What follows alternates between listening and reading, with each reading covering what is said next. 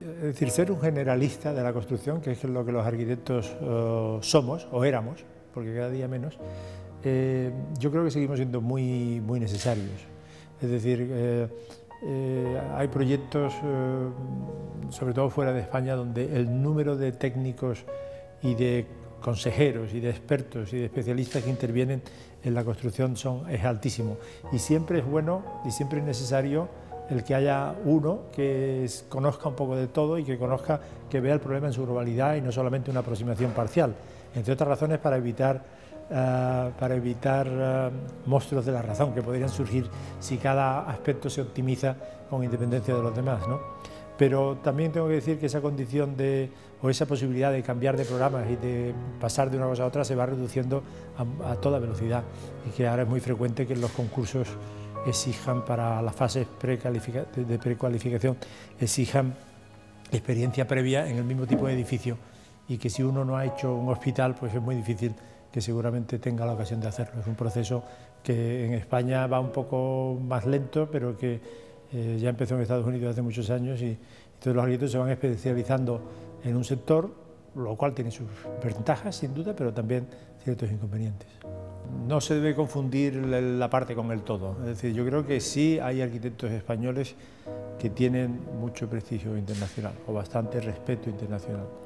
Y yo diría también que podemos decir que los arquitectos españoles lo tienen, no la arquitectura española en el sentido de la producción masiva de la arquitectura española. Yo no siento ningún respeto por lo que veo desde el tren, o sea, y todo está hecho por arquitectos y por compañeros míos, ¿no? O sea, que hay que distinguir un poco. Yo creo que es cierto que el tipo de enseñanza que se hace aquí, y que es una enseñanza muy comprensiva, que pretende cubrir casi todos los campos, puede generar perfiles de profesionales muy completos. Pero también es verdad que se generan perfiles de profesionales muy incompletos, porque no todos pueden alcanzar, por ejemplo, una buena preparación plástica, cuando los aspectos técnicos muchas veces están muy valorados es decir, en cualquier escuela extranjera, o casi las escuelas extranjeras que yo conozco, la asignatura de proyectos arquitectónicos es el núcleo, el nodo alrededor de la cual giran las otras como complementarias.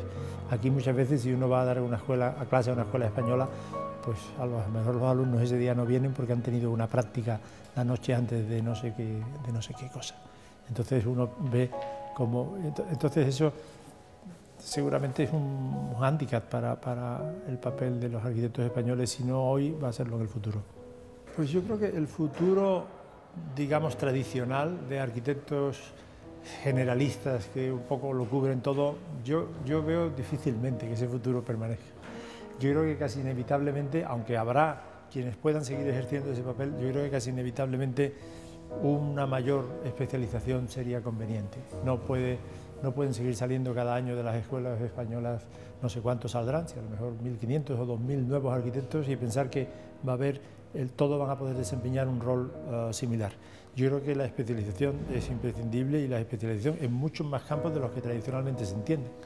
Es decir, que se entiende, antes había estructuras o construcción y urbanismo, pero bueno, pero ¿por qué no diseño interior que garantiza, digamos, el confort tan importante de la corta distancia de todos nosotros, y que no hay por qué abandonarlo a escuelas para personas desocupadas que casi no tienen nada que hacer, o por qué no elaboradores de programa, o por qué no técnicos medioambientales, o por qué no sé, tantas cosas que se me ocurren que los arquitectos pueden hacer que no se hacen, y yo creo que esa sería una solución, sobre todo para estas escuelas o para estos países en los cuales hay una masificación del número de estudiantes que acabará produciendo un número de profesionales muy alto.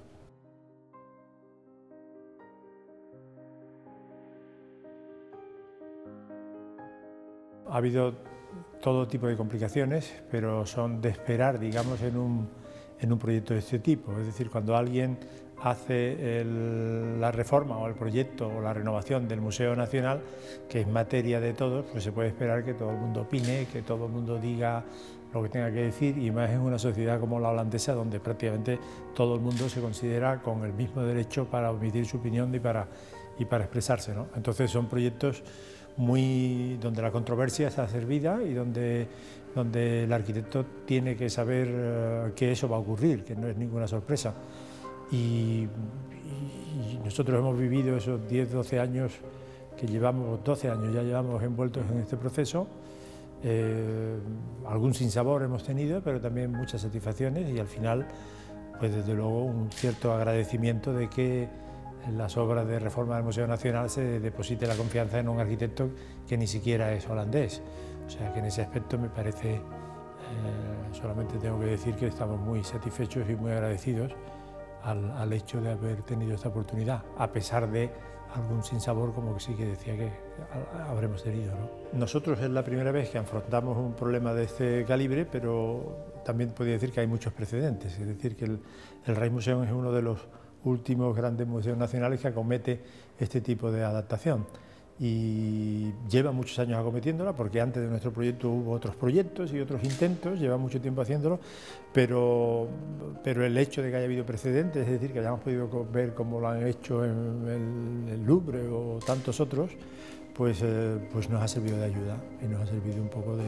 Porque al final los problemas son prácticamente casi todos los mismos, es decir, dotarlo de servicios, de cosas a veces un poco banales, o sea, de cafetería, de guardarropas, de tickets, y ya modernizando ya la institución de museo, pues por supuesto auditorio o sitios para niños, en fin, todo este tipo de cosas.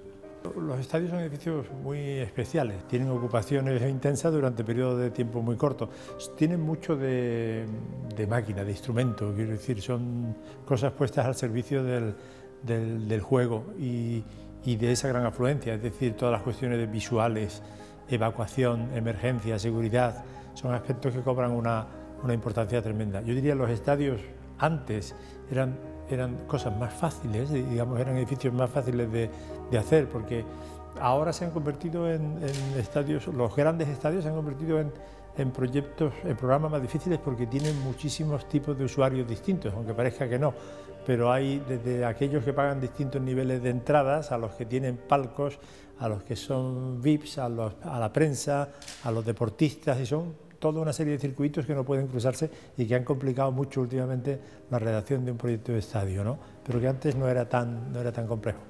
A mí me gustan mucho porque son proyectos en los que uno puede ir muy directamente a la forma, digamos y permite hacer edificios muy sintéticos, edificios donde hay cuando digo sintético quiero decir donde se consigue una cierta, o donde se intente conseguir una coincidencia entre construcción, forma, geometría, material, función, este tipo de cosas que son muy importantes en la arquitectura. Las estaciones en ese aspecto son muy distintos a los estadios. Son edificios utilizados muchas veces 24 horas del día en la ciudad. Yo diría que es el edificio más abierto y más urbano. Hay sitios, por ejemplo, Basilea, además de estación, que ya tiene un uso intensísimo como estación, es paso de un lado al otro de las vías, con lo cual está 24 horas del día abierta.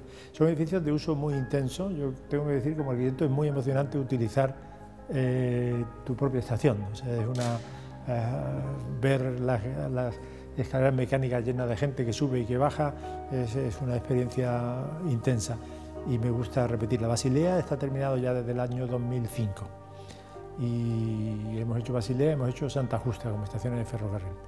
Son edificios donde la planta no es demasiado importante, porque la planta viene muy decidida casi por el trazado ferroviario y por las subidas y bajadas andenes, este tipo de cosas, y yo creo que la sección, es decir, la cubierta, como siempre fue incluso tradicionalmente con las cubiertas de la ingeniería y de las cubiertas históricas de las estaciones, es en la cubierta y es en la sección donde el arquitecto tiene mayores oportunidades.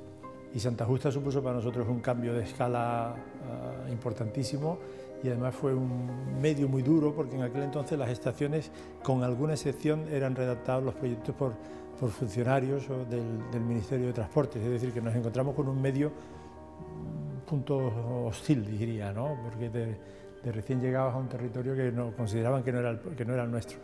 Y bueno, pues fue algo fantástico, sensacional, maravilloso, un salto de calidad y un salto de reconocimiento que nos pareció, fue muy importante en ese momento.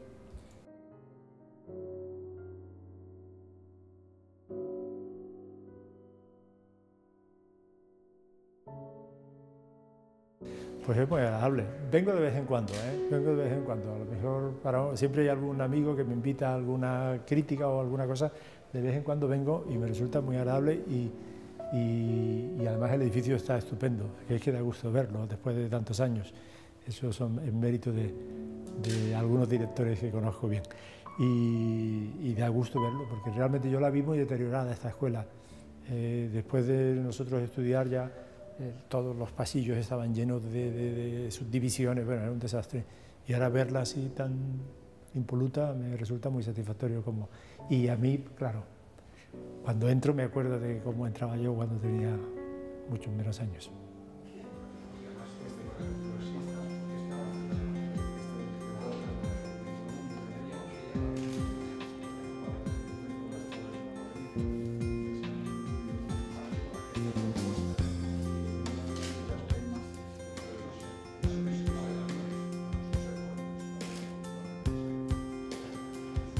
La casa de María Coronel, con un patio como